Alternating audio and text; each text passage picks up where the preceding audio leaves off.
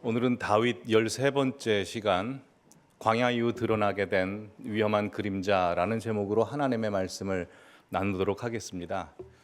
얼마 전 제가 20대 후반 전도사 시절부터 알고 지내던 권사님과 통화를 하게 되었습니다. 20년 전 그 권사님은 50대 중반이셨기 때문에 이제 세월이 지나 지금은 70대 중반입니다. 그래서 건강이 어떠신지 안부를 여쭈었는데요. 최근에 위암 수술을 하셨다는 겁니다. 2년마다 한 번씩 하는 건강 검진을 하러 병원에 갔는데 의사 선생님이 조직 검사를 하자고 해서 검사를 했고 위암 영기 진단을 받게 됐습니다. 그리고 의사 선생님이 수술을 하자고 했답니다. 이분은 납득이 되지 않았습니다. 왜냐하면 그동안 몸에 아무런 이상 징후도 없었고 통증도 없었고 불편도 없었기 때문입니다. 수술을 안 받으려고 했는데 의사 선생님이 이대로 놔두면 나중에 큰 문제가 될 수 있으니 수술을 하자고 재촉했고 날짜를 잡고 수술을 했습니다. 수술을 마치고 병실에서 회복 중에 있는데 의사 선생님이 찾아오셔서 그 권사님 몸속에서 떼낸 암덩어리 사진을 핸드폰으로 보여주더랍니다. 그 큰 암덩어리를 보면서 그분이 가슴을 쓸어내리며 큰일 날 뻔했다고. 나는 몸에 아무런 이상이 없고 아무것도 느껴지지 않아서 괜찮은 줄 알았는데 내 몸에 이렇게 문제가 있었다고 깨달았다는 겁니다. 그래서 그때부터 지금까지 건강관리, 식단 조절, 운동을 열심히 하고 계시다는 겁니다. 그러면서 저에게 최고의 의학은 예방이니 항상 건강관리와 건강검진을 꾸준히 하라라고 말씀을 해주셨습니다. 근데 우리 인생도 그렇고 영혼도 그렇습니다. 우리에게 아무런 문제가 없다 할지라도 또한 내 인생이 펴서 지금은 승승장구한다 할지라도 우리는 매일 매 순간 우리의 영혼과 우리 인생을 진단하고 살펴봐야 합니다. 그래서 감춰져 있어서 보여지지 않는 혹시 우리 영혼과 우리의 인생에서 자라고 있는 암세포가 있는지 살펴보고 만약 있다면 그걸 제거해야 합니다. 만약 제거하지 않으면 그 문제는 어느 순간 걷잡을 수 없이 커지기 때문입니다. 오늘 본문의 내용이 바로 그 이야기입니다. 다윗은 지난 시간 유다 지역에 있는 헤브론에 올라가 유다 왕이 되었습니다. 반면에 사울의 아들이었던 이스보셋은 사울의 군대 장관이었던 아브넬의 도움을 받아 유다 지파를 제외한 나머지 11지파의 왕이 됩니다. 근데 보면 이 사울의 아들 이스보셋의 세력은 계속 약화되지만 다윗의 세력은 계속 강해집니다. 왜냐하면 하나님께서 다윗을 강하게 해주셨기 때문이죠. 오늘 보면 1절 다 함께 읽어보시겠습니다. 사울의 집과 다윗의 집 사이에 전쟁이 오래매 다윗은 점점 강하여 가고 사울의 집은 점점 약하여 가니라 라고 다윗은 모든 것이 잘 되고 있습니다. 근데 성경을 보시면 1절 이후에 2절부터 5절까지 성경은 슬쩍 다윗의 집안 이야기를 해주는데 내용인즉슨 다윗이 헤브론으로 올라가 여러 아내들을 두었고 여러 아들들을 낳게 됐다라는 내용입니다. 여러분 음악의 전문가들은 연주자가 음악을 틀리게 연주하면 대번에 알아채죠. 생명공학을 전공하신 박사님이나 또 그 분야에 일하시는 분들은 생명공학이 아무것도 생명공학에 대해서 잘 알지 못하는 분이 앞에서 아는 것처럼 이야기하면 대번에 알아챕니다. 마찬가지로 오늘 성경 본문도 성경에 대해서 친숙하고 하나님의 섭리에 대해서 잘 아시는 분은 오늘 본문의 내용이 굉장히 부자연스럽고 좀 불협화음 같다는 느낌이 드실 겁니다. 왜냐하면 신명기 17장 16절 17절에 이렇게 말씀합니다. 하나님께서 모세를 통해서 앞으로 이스라엘 왕이 세워지면 그 왕들이 금해할 세 가지에 대해서 말씀하시는데 첫 번째로는 병마를 두지 말 것이요, 두 번째는 아내를 많이 두어 그의 마음이 미혹되지 말 것이요, 셋째로 자기를 위하여 은금을 많이 쌓지 말 것이다 라고 되어 있습니다. 다윗은 누구보다도 모세 율법 하나님의 말씀을 꿀송이처럼 달게 여겨서 항상 말씀을 사모했던 사람입니다. 그러기 이 말씀을 몰랐을 리가 없습니다. 근데 다윗은 오늘 본문 다시 보여주시면 총 6명의 아내를 두었고 6명의 아내로부터 총 6명의 아들들을 두었습니다. 성경을 아시는 분들은 다들 아시겠지만 성경에서 숫자가 중요합니다. 예를 들어서 7은 완전수죠. 하나님께서 세상을 6일 동안 창조하셨지만 7일째 안식함으로 말미암아 창조의 완성은 7일입니다. 그러나 6은 항상 불완전수이죠. 그래서 예를 들어 솔로몬이 왕궁을 건축하고 성전을 건축하여 최고의 전성기를 누릴 때 그 다음 나오는 사건은 솔로몬이 여러 이방 여인들을 아내로 삼아 우상을 섬기게 됩니다. 근데 솔로몬이 최고의 전성기 왕이 되었을 때, 왕궁을 지었을 때와 이방 여인들을 아내로 삼았을 때 그 사이에 이런 기록이 있습니다. 보여주시면 열왕기상 10장 14절입니다. 솔로몬이 세금을 걷는데 세금의 액수가 666입니다. 666이 무엇인지 다들 아시죠? 밑에 적혀 있다시피 요한계시록 13장에 나오는 짐승의 수, 사람의 수, 사단의 수, 적그리스도의 수입니다. 근데 오늘 본문 다시 보여주시면 헤브론에서 다윗이 얻은 아내가 총 6명이요. 그리고 아들도 6명입니다. 뭔가 좀 불길하지 않습니까? 다윗의 세력이 굉장히 강해지고 있는데 그의 반면에 그 이면 속에 뭔가 암세포들이 자라고 있다는 느낌이 들지 않으십니까? 물론 다윗은 자신의 왕위를 더욱더 견고하기 위해서 다른 세상 나라 왕들이 하는 것처럼 정략 결혼을 했던 것이죠.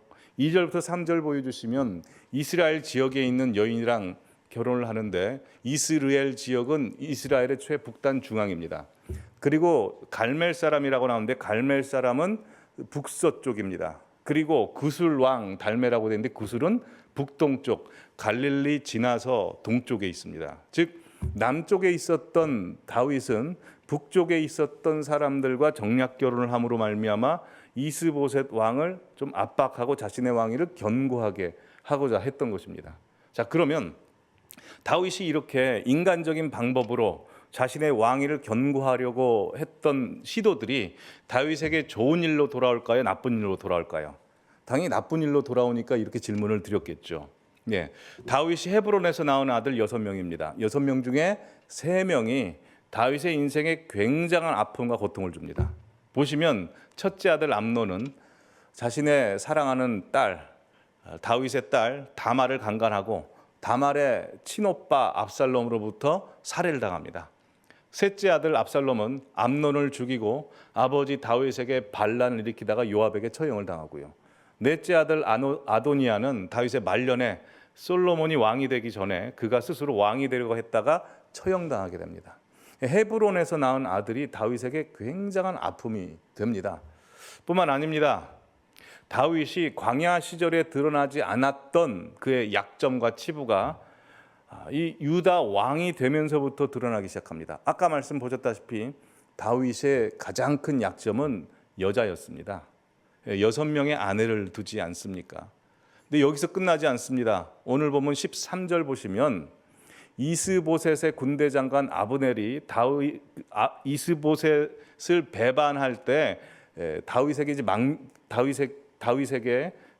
그 나라를 다윗에게 주겠다고 이야기하자 다윗이 아브넬에게 이렇게 말합니다. 내가 네게 한 가지를 요구하노니 나를 보러 올 때 우선 사울의 딸 미가를 데리고 오라. 이미 사울의 딸은 다른 남자의 아내가 되어 있습니다.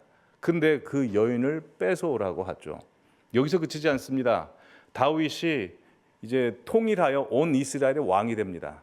그때 무슨 일이 벌어지냐면 사무엘하 5장 14절 말씀 보시면 다윗이 헤브론에서 예루살렘으로 올라가서 처첩들을 많이 두었다라고 돼 있고, 다들 아시는 대로 사무엘하 11장에 가서 보시면 다윗의 가장 충직하고 희생적인 성실한 부하 우리아의 아내 밧세바를 간음하는 사건이 벌어집니다. 욕심이 잉태하여 죄를 낳고 죄가 장성하여 사망을 낳느니라 라고 되어 있습니다. 여러분, 사무엘하 11장에 나오는 다윗이 밧세바를 간음한 사건이, 충직한 우리아를 살인교사하여 죽인 사건이 어느 날 갑자기 일어났을까요? 그렇지 않죠. 오늘 본문부터 시작입니다. 오늘 본문에 그 죄의 암세포가 자라기 시작하여 사무엘하 11장에 있죠. 다윗이 사울 왕에게 쫓겨서 도망 생활하며 광야 생활할 때는 이게 드러나지 않았습니다. 왜냐하면 그때는 죄를 지을 여유도 없기 때문에 그렇습니다. 그러게 혹시 우리 성도님들 가운데 지금 광야의 시기를 보내고 계시는 분 계십니까? 고난의 시기를 보내고 계시는 분들 계십니까? 문제 때문에 하루하루 허덕이면서 마음 졸이며 사시는 분들 계십니까? 오히려 그게 영적으로 하나님께서 보실 때는 더 합당하실 수 있습니다. 그때가 가장 하나님과 더욱더 가까워지고 그때가 가장 하나님을 찾고 하나님의 말씀이 내게 들어올 수 있기 때문입니다. 시편 119편 67편 말씀 함께 읽어보실까요? 고난 당하기 전에는 내가 그릇 행하였더니 이제는 주의 말씀을 지키나이다 라고 되어 있습니다. 혹시 광야 생활을 보내고 있는 분들은 하나님께서 나를 가장 인정해 주시는 시간이요, 나를 생명싸개 속에 보호하고 있는 시간이라는 것을 믿으시기를 바랍니다.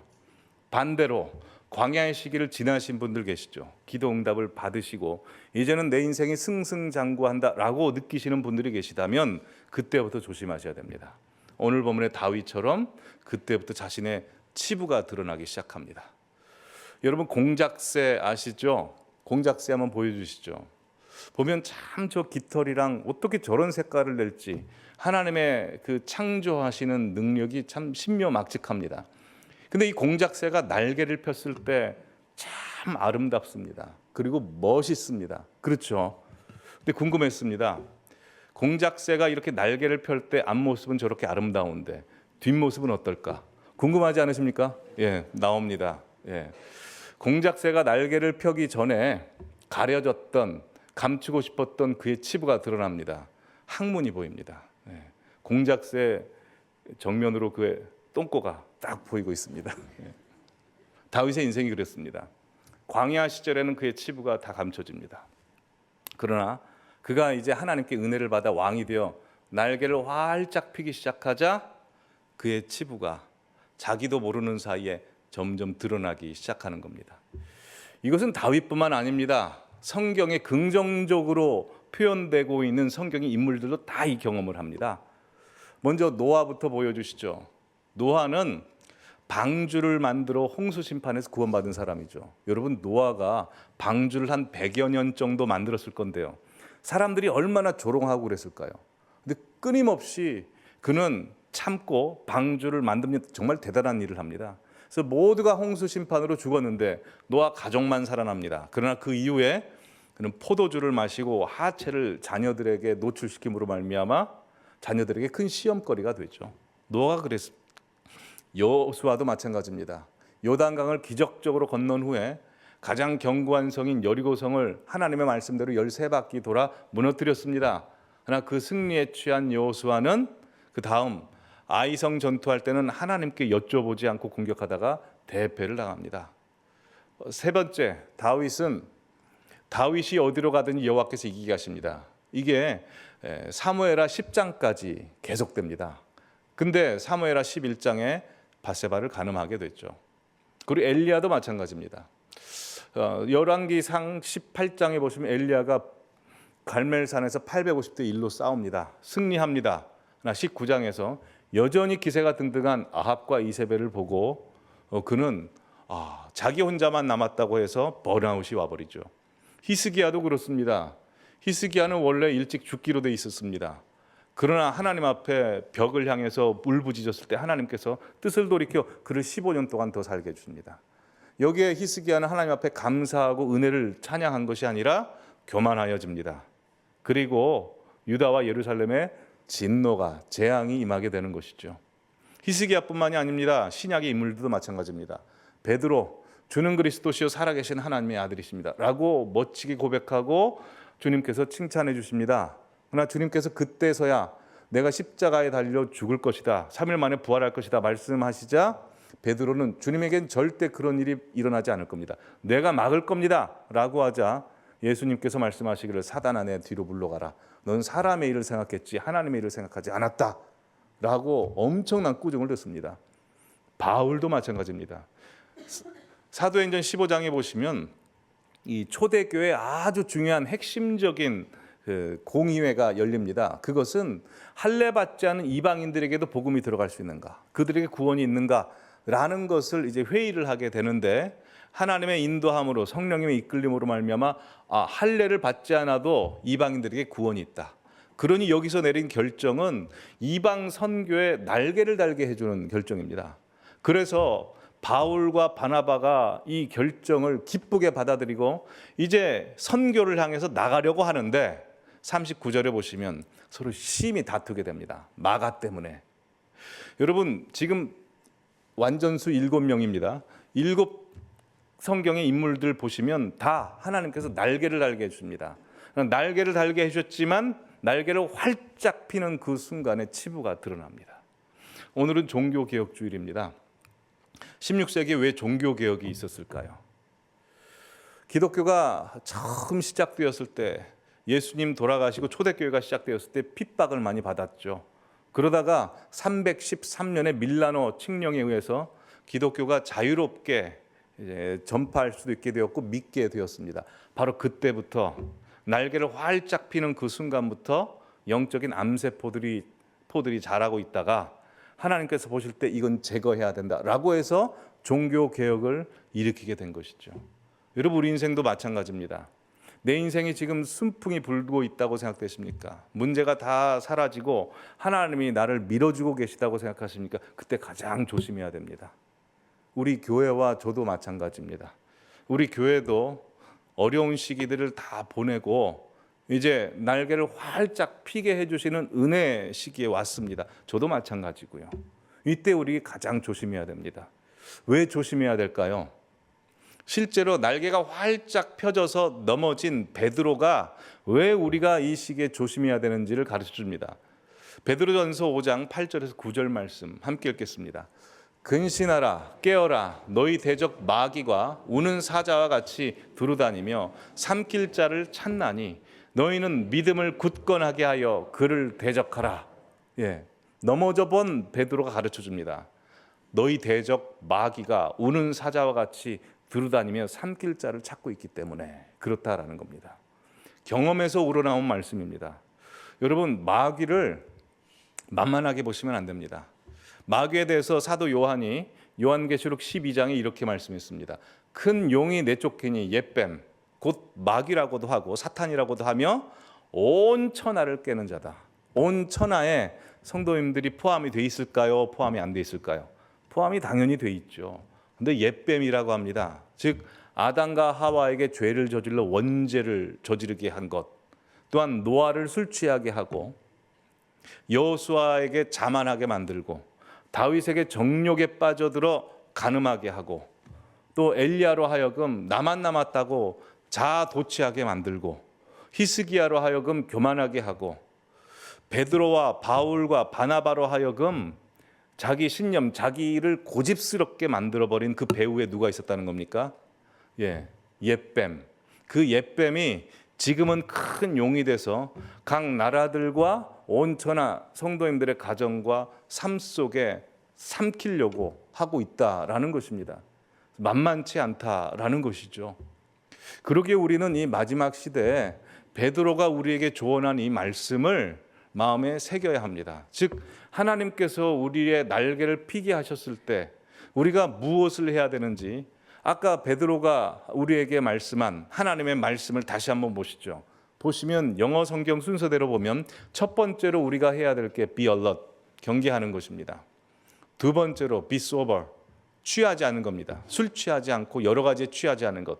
세 번째 resist devil, 악마를 대적해야 됩니다. 네 번째 standing firm in the faith, 믿음 위에 굳게 서야 합니다. 이 네 가지에 대해서 지금 말씀을 드리도록 하겠습니다. 첫 번째, 하나님께서 우리의 날개를 피게 하셨을 때 be alert, 경계해야 합니다. 오늘 본문의 다윗은 하나님의 말씀을 알았지만 말씀으로 자신을 경계하지 않았습니다. 그가 경계하지 않았던 게 무엇일까요? 분명 말씀에서 아내를 많이 두지 말라고 했습니다. 근데 그는 그 말씀을 무시했습니다. 또한 다윗이 경계하지 않은 게 있습니다. 그는 혼자 있을 때 경계하지 않았습니다. 오늘 사무엘하 11장 1절에서 2절 말씀 보시면 그 해가 돌아와 왕들이 출전할 때가 되매 다윗이 요압과 그에게 있는 부하들과 온 이스라엘 군대를 보내니 그들이 암몬 자손을 멸하고 랍바를 에워쌌고 다윗만 예루살렘에 그대로 있더라. 그리고 나서 다윗이 밧세바를 간음합니다. 다윗이 만약에 왕들이 출전할 시기에 전쟁터에 있었다면 이 죄를 지었을까요? 그렇지 않았겠죠. 근데 다윗만 혼자서 그곳에 남아 있었습니다.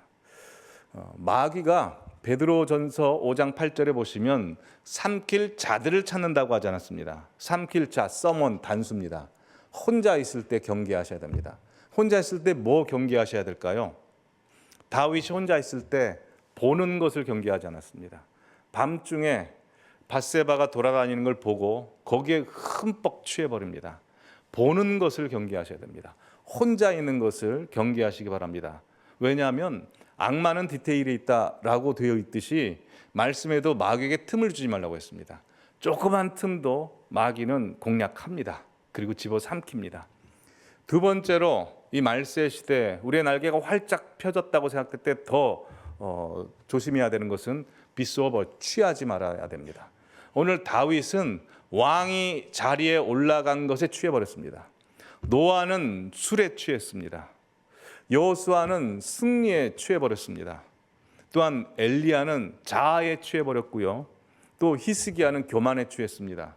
베드로 그리고 바울은 자기 신념, 자기 주관, 자기 고집, 자기 옳음, 자기 사상에 취해버렸습니다. 여러분, 우리는 나에 취하면 안 됩니다. 내 생각에 취하면 안 되고 내 자아에 취하면 안 됩니다. 우리가 취해야 될 것은 무엇입니까? 오로지 성령의 세술에 취하시기를 바랍니다. 세 번째, resist the devil입니다. 마귀를 대적하시기 바랍니다. 이 세계는 보이는 것만 다가 아닙니다. 보이지 않는 영적인 게 있습니다. 그래서 히브리서 11장 3절 말씀 보시면 보이는 것은 나타난 것으로 말미암아 된 것이 아니니라 라고 되어 있어서 지금 우리가 보고 있는 물리적인 모든 것들은 보여지지 않는 무엇인가가 원인이 되어 나타난 것이죠. 그러기에 보여지는 무엇인가, 어떤 사건들이 하나님의 말씀으로 이루어지는 것도 있고 하나님의 말씀이 아닌 악한 영들에 의해서 이루어지는 것도 있겠지요. 그래서 에베소서 6장 12절에 이렇게 말씀합니다. 함께 읽어보실까요? 우리의 씨름은 혈과 육을 상대하는 것이 아니요 통치자들과 권세들과 이 어둠의 세상 주관자들과 하늘에 있는 악의 영들을 상대함이라. 자, 보시면 통치자들과 권세들과 라고 돼 있어서 정치 권력자들로 생각하실 수 있는데 그렇지 않습니다. 아까 말씀드린 옅뱀, 용입니다. 용이 정치 권력자들을 사로잡아 마음대로 이 세상을 통치하고 있다라는 말씀입니다. 그러기에 우리는 분별하고 마귀를 대적해야 됩니다. 마귀를 대적하라라고 말씀하는 이유가 무엇일까요? 대적하라라고 말씀하는 이유는 이미 우리가 승리했기 때문에 그렇습니다. 예수님이 승리했기 때문에 그렇습니다. 요한계시록 20장 1절에서 2절 말씀 보시면 또 내가 보매 사도 요한이 말합니다. 천사가 무적행의 열쇠와 큰 쇠사슬을 그의 손으로 가지고 하늘로부터 내려와서 용을 잡으니 옅뱀이요 마귀요 사탄이라. 이미 주님께서 용과 옅뱀을 잡으셨습니다. 그리고 그 운명이 멸망으로 이미 결정하셨습니다. 그걸 하나님도 하시고 사탄도 잘합니다. 그렇게 대적하시라는 겁니다. 마귀가 우는 사자처럼 삼킬 자를 찾는다고 돼 있는데 우는 사자가 아닙니다. 사자처럼이라고 했죠. 사자가 누굽니까? 성경에서 말하는 사자는 유다의 사자 예수 그리스도이십니다. 근데 그 예수 그리스도께서 우리 안에 계시면 누가 사자가 되는 겁니까? 우리가 예수가 되는 것이니, 작은 예수가 되는 것이니 우리가 사자죠. 대적할 수 있는 겁니다. 그러니 마귀를 대적하라는 것은 이미 승리했다는 것을 선포하고 찬양하라는 겁니다. 그러기에 항상 하나님을 찬송하고 높이시길 바랍니다. 그건 하나님이 승리하셨다는 것을 선포하는 것이기 때문입니다. 근데 마귀를 대적해야 되는데 그걸 분별하지 못해서 마귀를 끌어안아 버리시면 안 됩니다. 이런 이야기가 있지 않습니까? 어떤 한 사람이 혼자 있었습니다. 근데 귀신이 나타났습니다. 너무 무서우니까 귀신을 어떻게 몰아내지 생각해 보니까 옛날 목사님 말씀에 찬양을 하면 귀신이 나간다라고 그게 생각이 나서 찬양을 하려고 생각을 하면 찬양이 생각이 안 나는 겁니다. 그래서 이리저리 생각하다가 찬양 한 곡이 딱 떠올랐습니다. 그래서 그 찬양을 부릅니다. 당신은 사랑받기 위해 태어난 사람. 사단을 축복해 줘 버립니다. 사단도 황당하죠. 그래서 사단을 이렇게 포용하면 안 됩니다. 사단은 대적해야 됩니다. 마귀들과 싸울지라 죄악 벗은 형제여 십자가 군병 들고 나가 마귀를 이겨내는 것입니다. 그리고 항상 마귀를 대적하시는 우리 성도님들 되시기를 바랍니다. 네 번째, stand firm in the faith. 믿음 안에서 굳게 서 있으시는 겁니다. 즉 믿음 안에 굳게 서 있는다는 것은 하나님 앞에 서 있는 것이고 하나님의 언약 안에 서 있는 것을 말합니다. 아까 말씀드린 그 성경의 위대한 인물들 7명 인물들이 왜 넘어졌다고 생각하십니까? 왜 그들의 치부가 드러났을까요? 순간 하나님 앞에 서 있지 않고 사람들 앞에 서 있었기 때문에 그렇습니다. 우리도 마찬가지입니다. 우리가 하나님 앞에 서 있으면 하나님이 우리를 지켜주십니다. 그러나 하나님 앞에 서 있지 않으면 우리도 당할 수 있다는 것입니다. 요셉을 보십시오.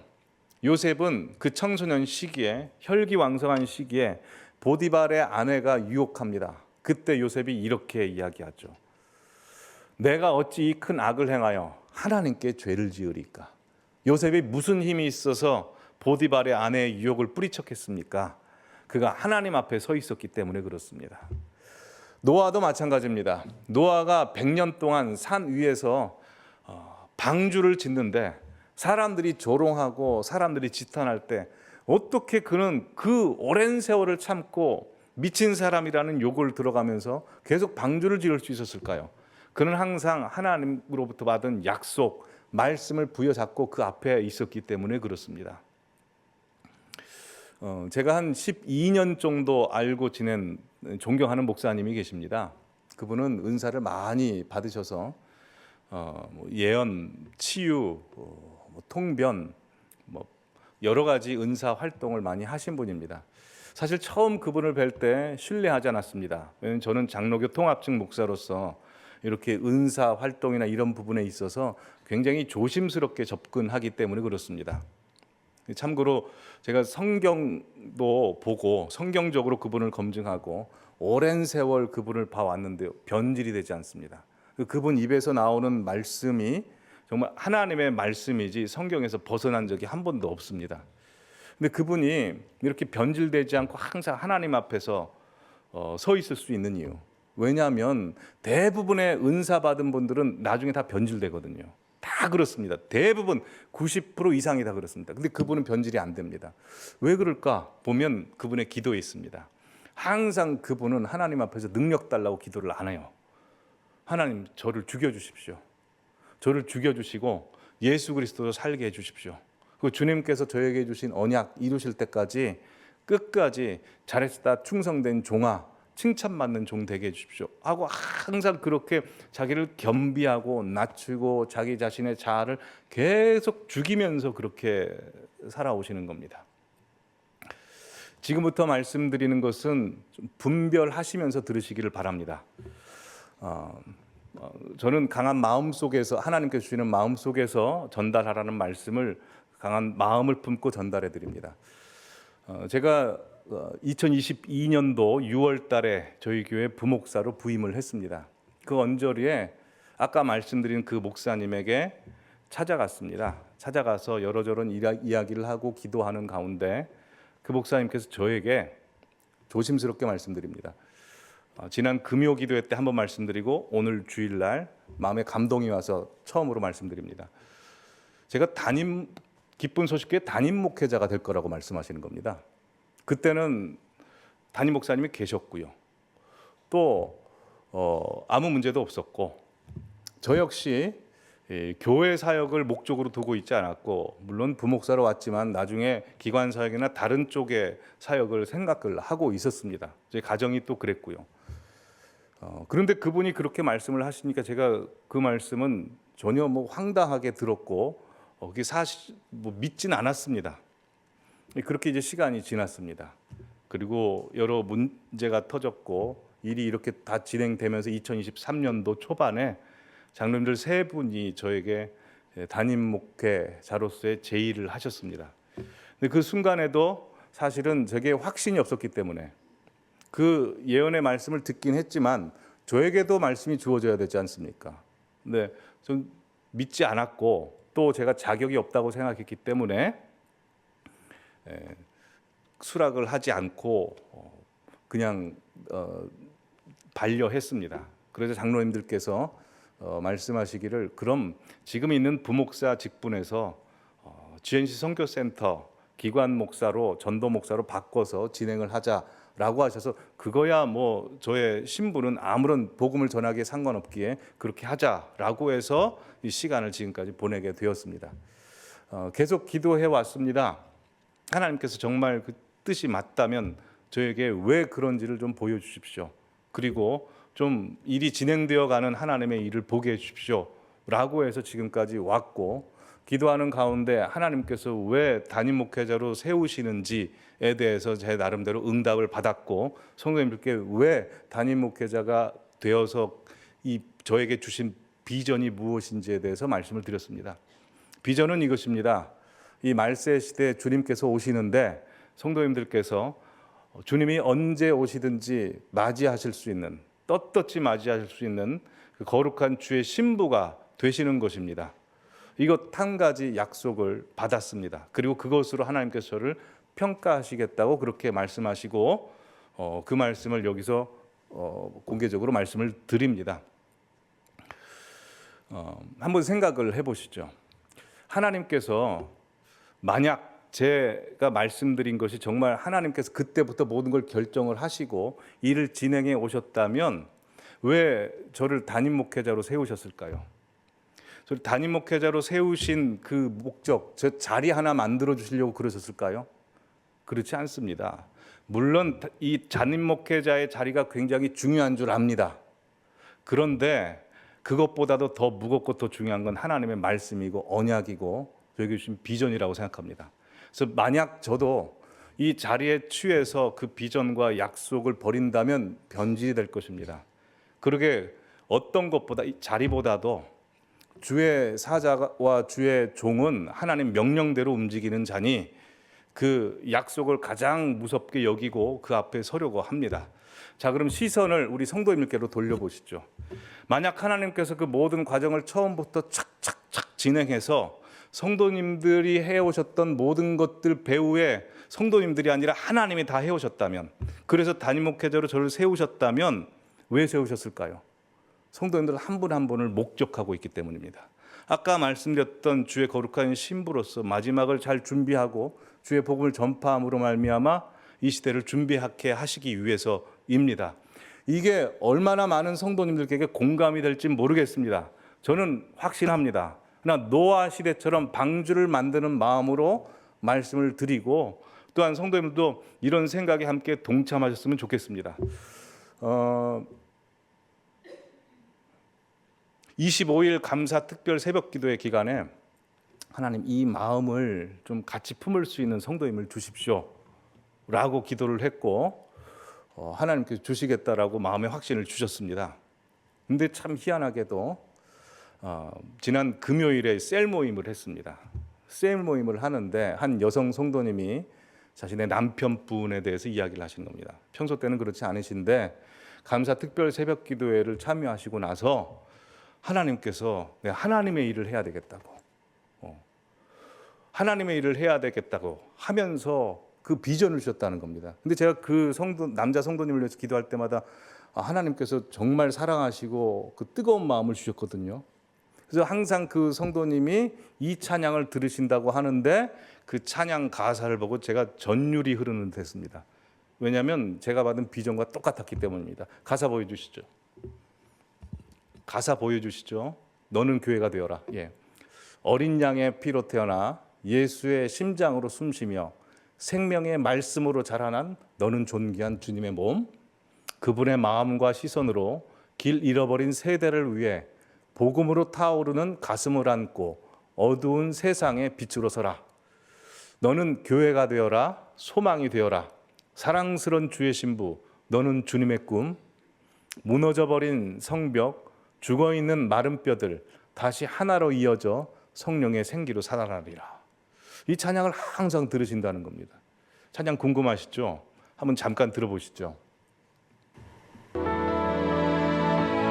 어린 양의 피로 태어나 예수의 심장으로 숨쉬며